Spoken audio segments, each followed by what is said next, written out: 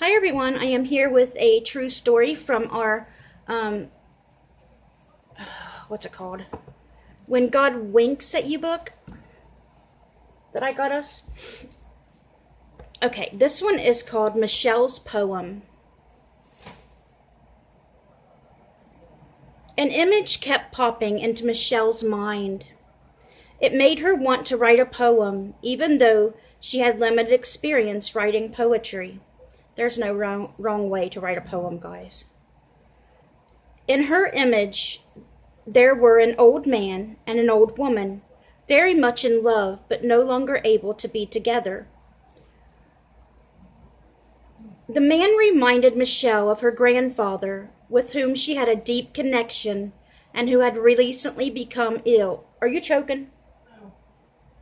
The poem haunted her. Throughout the summer, Michelle dabbled at it. I'd put the poem away, then bring it out, fiddle with it, but it wasn't working, she said. The sun, like a father's hand on his child, gently guides him on. And that's all she had.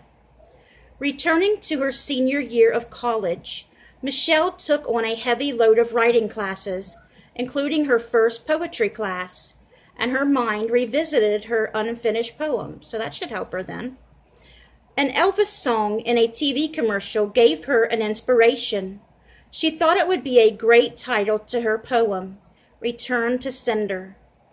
Then, despite her pressing study schedule, she had an overwhelming notion. I was badgered by the feeling that I had to stop everything to go write my poem right then, she said.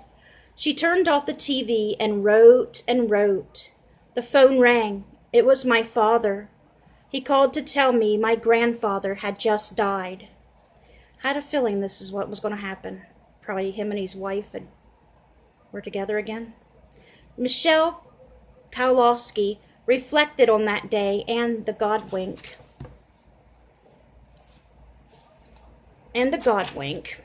Of her compulsion to write the poem just as her grandfather was passing from this world to the next.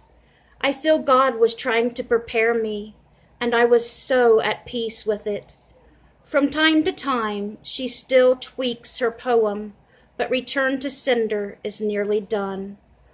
One stanza seems to say it all. The sun, like a father's hand on his child, gently guides him on, slowly dipping below the horizon, casting deep oranges and reds and autumn onto the woman's face. He smiles, lifts two trembling fingers to his lips, and blows her a kiss. He reaches slowly for the brim of his hat, as an old cowboy would, and walks on. Oh, he was like telling her bye. He was telling her bye. He was telling his granddaughter bye. Or better yet, see you later. So that was a good one. You guys like that one? Michelle's poem? Yep. I believe stuff like this wholeheartedly.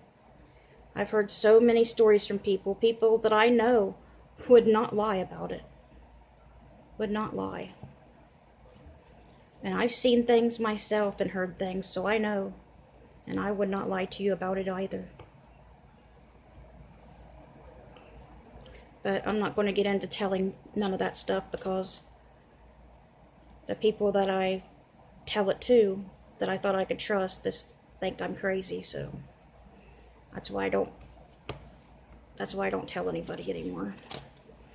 So I hope you guys enjoyed that story, and I'll try to read another one too. The phone's starting to go dead, but the next one is His Eye is on the Sparrow and Me. But I love this book. And the next one that I got us two, guys. And the next one is When God Makes Lemonade. It's a really pretty book too. It's got lemons all over the front of it. So I don't keep these books. When I get done with them, I get them to read to you guys so I can read them myself and share them with you guys at the same time. So we all get to enjoy them, and then I pass them on to someone else, and then they can do the same. it'd be nice to have a bookcase full of beautiful books, but I mean, I don't see the point in that when I can just share them with somebody else and they get to enjoy them as well, especially when they're religious books. So I hope you guys have a great rest of your night. Let's bring those souls to Jesus, and I hope you guys have a great night's sleep. Good night, guys.